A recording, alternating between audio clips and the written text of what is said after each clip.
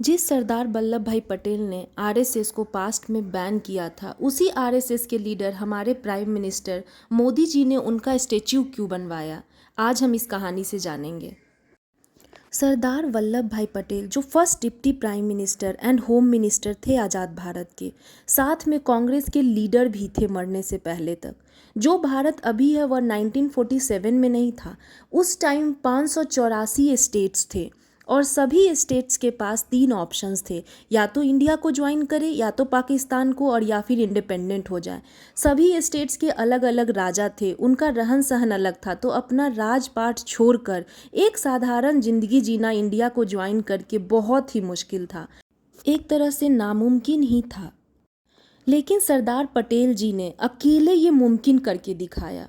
1950 में हमारा संविधान लागू हुआ, उसके बाद ही प्रॉपर इलेक्शन कमीशन का निर्माण हुआ। तो जो भी 1947 में कांग्रेस प्रेसिडेंट रहेंगे वो ही 3 साल तक इंडिया को लीड करेंगे, 1947 से 1950 तक। 15 कांग्रेस मेंबर्स ने मिलकर डिसाइड किया कि कौन फर्स्ट प्राइम मिनिस्टर होगा इंडिया का।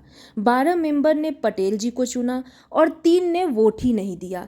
फिर भी नेहरू जी को प्राइम मिनिस्टर बना दिया गया। क्यों? नेहरू जी को सेकेंड इंचार्ज नहीं बनना था। तब वो महात्मा गांधी से आग्रह करते हैं और महात्मा गांधी ने पटेल जी को कन्विंस कर लिया और पटेल जी ने अपना नॉमिनेशन वापस ले लिया। तब क्या था, बन गए नेहरू पहले प्राइम मिनिस्टर। और गांधी जी के एक डिसीजन के कारण कांग्रेस के एक परिवार ने 60 सालों तक भारत पे राज किया।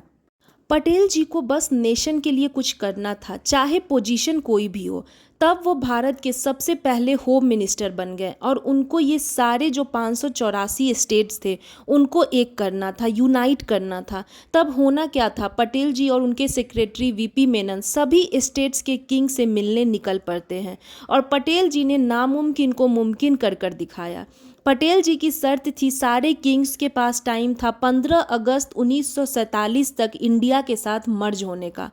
560 स्टेट्स अपने इच्छा अनुसार इंडिया में मर्ज हो गए, लेकिन 3 स्टेट्स थे, जम्मू एंड कश्मीर, जूनागढ़ जो कि गुजरात में था और जहां सोमनाथ टेम्पल है, और थर्ड था हैदराबाद। जूनागढ़ के नवाब पाकिस्तान के साथ मर्ज हो गए, लेकिन 80% पॉपुलेशन हिंदू होने के कारण पटेल जी ने पाकिस्तान से जूनागढ़ को अलग करने के लिए फोर्स किया इंडियन आर्मी की मदद से।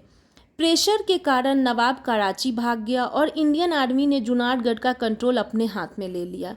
अब था हैदराबाद, जिसका राजा मुस्लिम था और वो या तो इंडिपेंडेंट होना चाहता था या तो पाकिस्तान के साथ मर्ज होना चाहता था।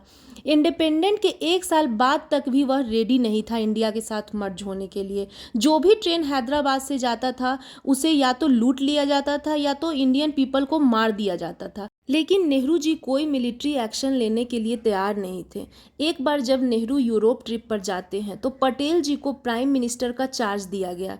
तभी पटेल जी ने इंडियन आर्मी को हैदराबाद को कंट्रोल लेने का ऑर्डर दे दिया, जो कि ऑपरेशन पोलो के नाम से जाना जाता है। सिर्फ 4 दिन में इंडियन आर्मी ने हैदराबाद का कंट्रोल ले लिया। यही रीज़न है जो सरदार वल्लभ भाई पटेल का स्टेच्यू ऑफ यूनिटी बनाया गया है गुजरात में, जो कि वर्ल्ड का सबसे टॉलेस्ट स्टेच्यू है। अगर इस कहानी से आपको कुछ भी सीखने को मिला हो तो प्लीज़ लाइक एंड सब्सक्राइब।